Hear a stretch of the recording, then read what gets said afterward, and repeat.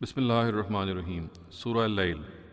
Central theme and relationship with the preceding surah. This surah forms a pair with Surah Shams, the previous surah. There is no essential difference between the central themes of the two. Such is the extent of similarity and correspondence between the inner and outer aspects of both that even a common reader of the Qur'an can feel the harmony and similarity between them.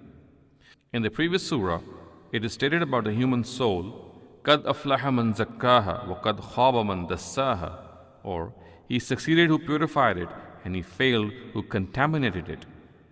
In this surah, this basic issue has been taken up and the things which contaminate it are explained and the strategy to protect it and things which purify and the way this purification is achieved are also discussed. Analysis of the Discourse. Section 1, verses 1 to 4. The evidence of the world around man and the world within him is presented to show that the day of judgment is bound to come. In this world, the Almighty has created everything in pairs. Everything becomes meaningful in conjunction with its counterpart. This proves that this world also has a counterpart, which is the hereafter, which makes the world a meaningful place. Without it, it becomes a meaningless place in which good and evil are of the same status, even though there is an obvious difference between them. Section 2, verses 5 to 7. Mentioned in these verses are the character and ideology which entitles a person to the successes of the hereafter and also smooths out the way for him to reach it. Section 3, verses 8 to 10. Mentioned in these verses are the character and ideology of a person which lead him to doom and to the pit of hell. Section 4, verses 11 to 14. The Quraysh are admonished that the only responsibility of God is to guide them, which He has. It is not His responsibility to make them adopt this guidance. If they tread on the path of guidance, it is they who will benefit. Otherwise, they should know that this world and the next are in the grasp of God. Neither can anyone save them here from Him, nor be of any benefit to them in the world to come. Section 5, verses 15 to 21. An explanation of the character of people who will be thrown into hell and those who will be shielded from it and how they will be rewarded. Text of the surah. Bismillahir Rahmanir Rahim.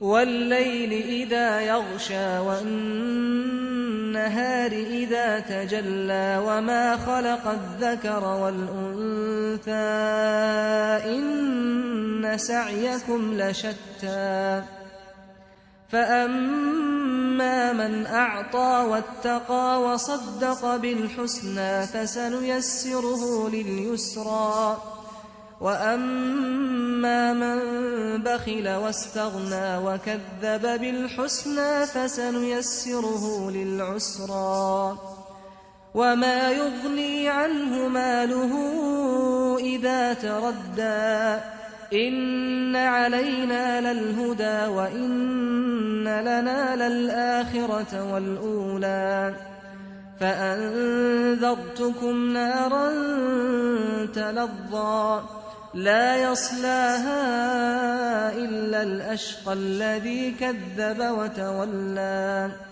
وَسَيُجَنَّبُهَا الْأَتْقَى الَّذِي يُؤْتِي مَالَهُ يَتَزَكَّى وَمَا لِأَحَدٍ عِندَهُ مِن نِّعْمَةٍ تُجْزَى إِلَّا ابْتِغَاءَ وَجْهِ رَبِّهِ الْأَعْلَى وَلَسَوْفَ يَرْضَى.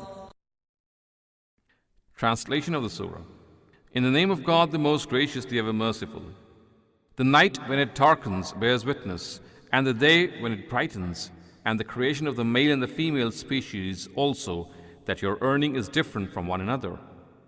So he who gave in the way of God and was God-fearing and believed in the good fate, we shall entitle him to a destination of joy.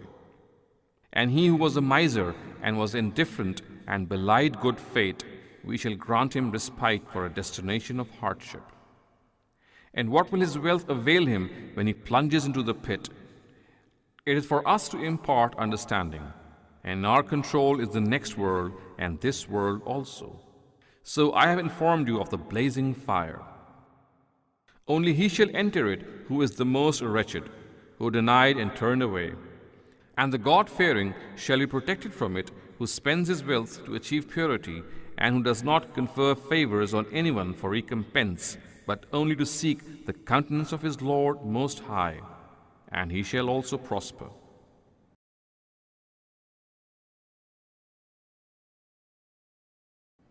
Explanation of the Surah. وَاللَّيْلِ إِذَا يَغْشَى وَالنَّهَارِ إِذَا تَجَلَّى وَمَا خَلَقَ الذَّكَرَ وَالْأُنثَى. The night when it darkens bears witness, and the day when it brightens, and the creation of the male and the female species also. We have been explaining at various instances in this tafsir that the various oaths sworn by natural phenomena are meant to substantiate a premise. The night and day, the male and female species, form complementary pairs, and together these pairs fulfill the purpose for which they have been created by the Almighty. Each member of a pair possesses a void which is only filled by the other. Without its counterpart, neither does the thing have any use, nor can one understand the purpose of granting it with certain capabilities. The Qur'an is not only presented this harmony between opposing members of a pair as an argument on monotheism, which we have alluded to under relevant verses. It has also presented it as an argument to substantiate the hereafter, as is the case in this verse. For example, it is said in Surah Zariyat, وَمِن كُلِّ شَيْءٍ خَلَقْنَا زَوْجَيْنِ لَعَلَّكُمْ تَذَكَّرُونَ, or, and made pairs from all things so that you may receive reminder. Surah number 51, verse 49.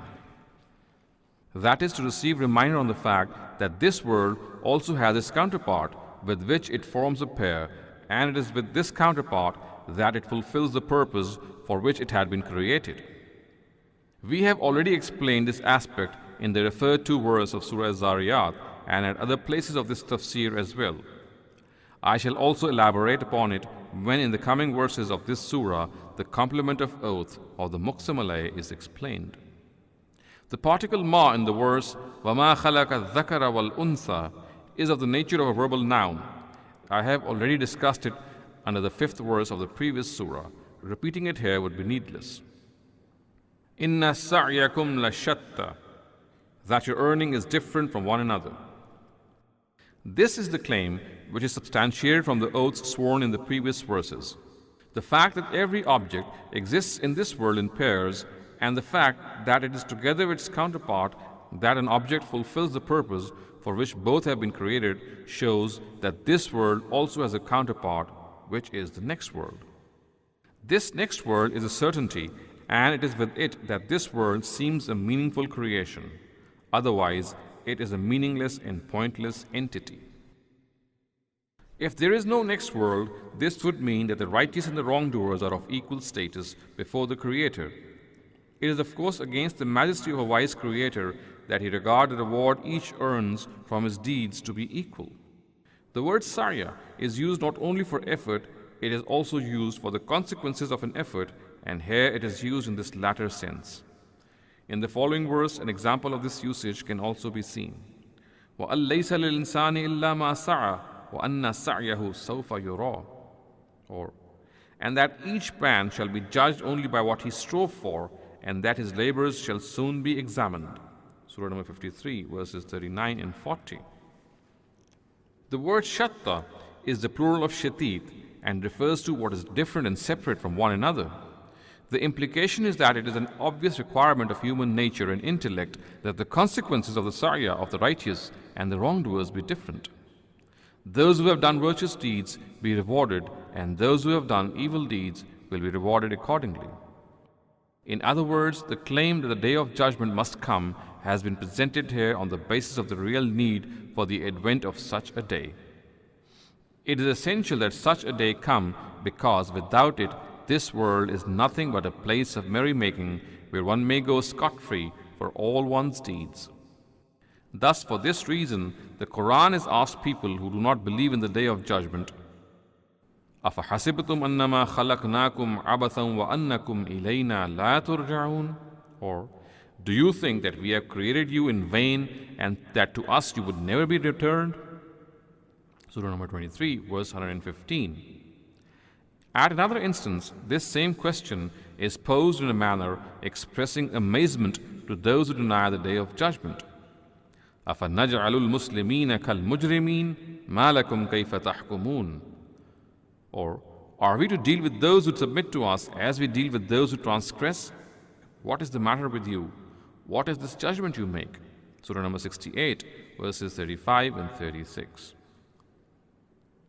فَأَمَّا مَنْ أَعْطَى وَاتَّقَى وَصَدَّقَ بِالْحُسْنَى فَسَنُيَسِّرُهُ لِلْيُسْرَى.